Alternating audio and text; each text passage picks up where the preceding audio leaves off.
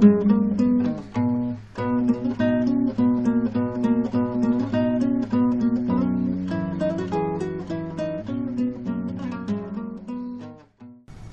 halo friends.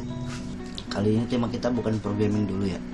Kebetulan lagi mau install laptop, jadi sekalian nyari Linux yang asik buat dipakai. Pengen nyobain aja sih distro Linux. Pengen nyobain aja sih distro Linux yang sekarang ada banyak sekali pilihannya. Sayang kalau nggak dicobain. Jadi distro yang beruntung untuk kita review kali ini adalah apa sih namanya? Solus OS. Mari kita review. Ini adalah tampilan awal Solus OS. Kita akan lihat dulu satu persatu aplikasi yang sudah terinstall secara default di sini. Grafik biasa, internet. Untuk Firefox-nya defaultnya menggunakan Firefox Quantum versi 62. Lalu untuk file manajernya, karena saya sudah terbiasa menggunakan Deepin, tampilannya tidak berbeda jauh dengan Deepin, cantik.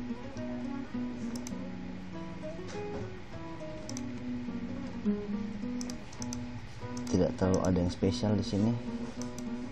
Untuk default aplikasi Office, Solus OS menggunakan LibreOffice. Dan untuk sound video, untuk musik playernya menggunakan Rhythmbox.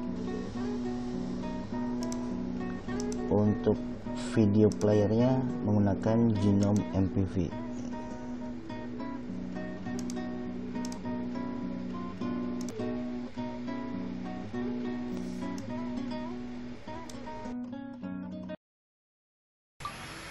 Cek testing cek testing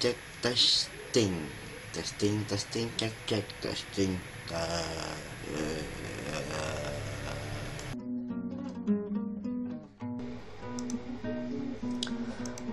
Sundri apaan ya? Sundri nggak tahu Sundri apaan. Sistem settings, kita lihat untuk hardware drivernya, dia detect, bisa langsung install. Tidak ada yang spesial. Sistem setting,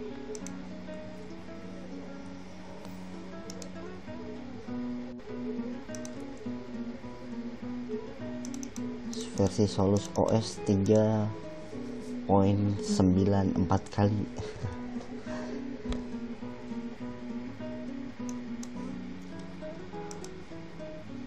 Untuk terminalnya cantik, hanya saja kekurangannya tidak ada paket apt di sini.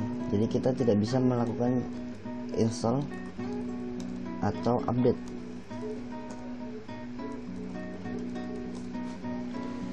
Apt command not found. Begitu juga dengan DPKG. Ini Solus turunan apa ya? Untuk based on Linuxnya tidak ada informasi di websitenya. Di sini searchnya juga disable. Tapi kalau kita lihat dari DistroWatch, Solus OS berbasis Debian. Jadi seharusnya standar apt dan DPKG itu sudah tersedia. Tapi masalah ini bisa kita lupakan sejenak karena di sini ada software center yang user friendly. Kita coba untuk screenshotnya.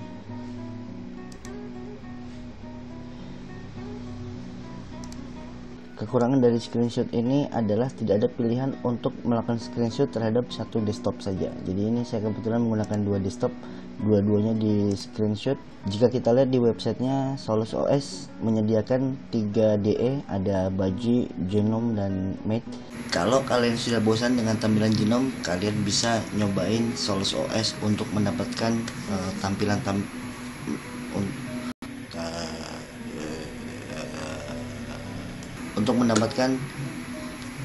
tampilan desktop yang cantik. Tema flatnya membuat Solus OS kelihatan elegan, dan Solus OS juga merupakan salah satu distro yang sedang aktif dikembangkan sampai saat ini. Jadi untuk long time supportnya bisa dipertanggungjawabkan. Tapi kalau kita berbicara soal kekurangannya, karena sebelumnya saya menggunakan Deepin, saya menemukan banyak kekurangan di Solus OS. Pertama, untuk fitur di screenshot masih belum lengkap.